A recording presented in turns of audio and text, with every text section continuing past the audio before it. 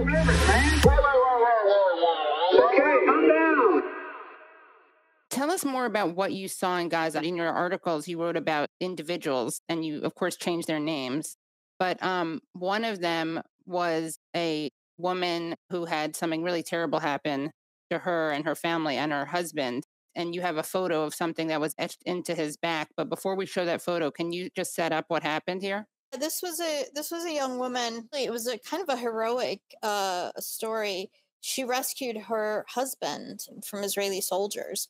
They had a harrowing few weeks of running from one place to another from bombs. 80 members of her family were killed in a missile strike. But she was with her husband and his family, and they were going from one place to another. They eventually ended up, and I don't mention the place because I don't want to give any details that could give them away. They were surrounded by the Israeli military, who eventually came in, soldiers, guns blazing. They were shooting everywhere, all over all the walls and spraying.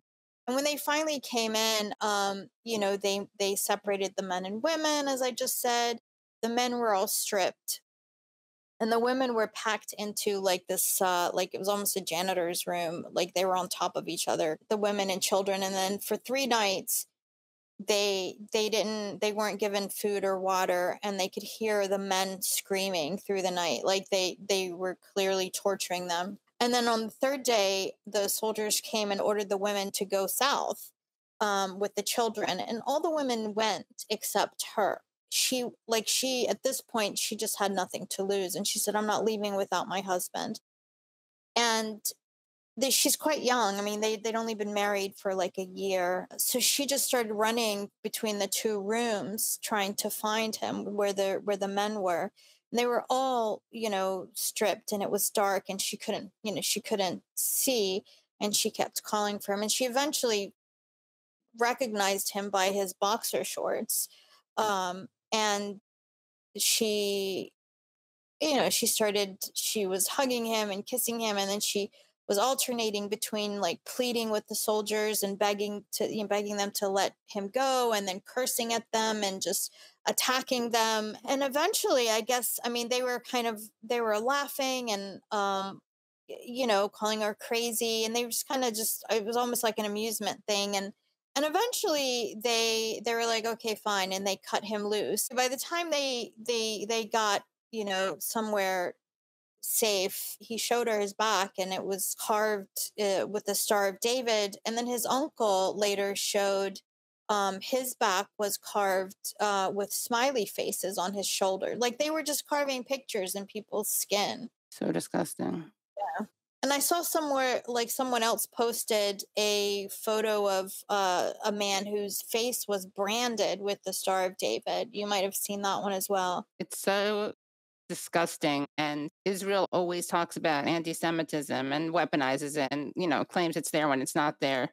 But it's just so rich to see them painting these religious symbols and turning them into... I think Jewish people really need to take back your religion. You guys are in a fight that's pretty profound too. Israel claims to speak for Jews worldwide, and they're weaponizing anti-Semitism. And they've convinced the world that this is the Jewish sphere. This is the Jewish focal point in the world. And I think that's why organizations like Jewish Voice for Peace are so important. I've been saying this lately, that I speak out on this because it's awful for people to use our names to justify genocide. And I don't want that to happen, right? So it's just a moral question for me.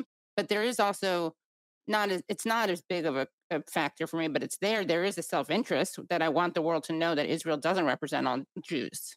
Yeah. They don't speak for me. They don't speak for lots of Jews. And they contribute to anti-Semitism. Israel does. Oh, totally. Yeah. Absolutely. I mean, they're claiming ownership of Judaism. They're claiming ownership of Palestine, of a history that's not theirs, of a story that's not theirs, of food that's not theirs, of property and homes and heritage. This is just the biggest heist the world has ever known, I think.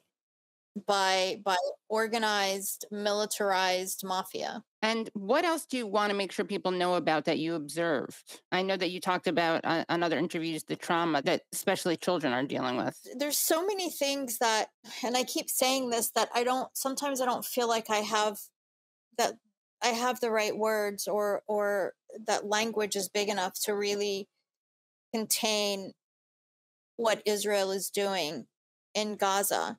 The level of agony in everything, in every moment of existence. There's not even like in a lot of conflicts or wars, there's sometimes a bubble, that some people get to exist in.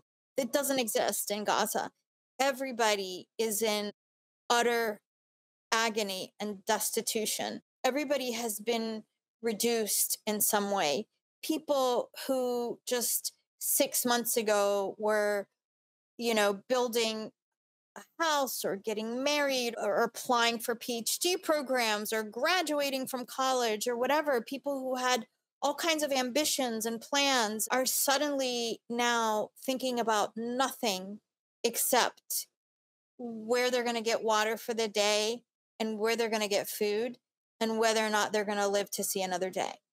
Like, this is what I mean by a total reduction of people.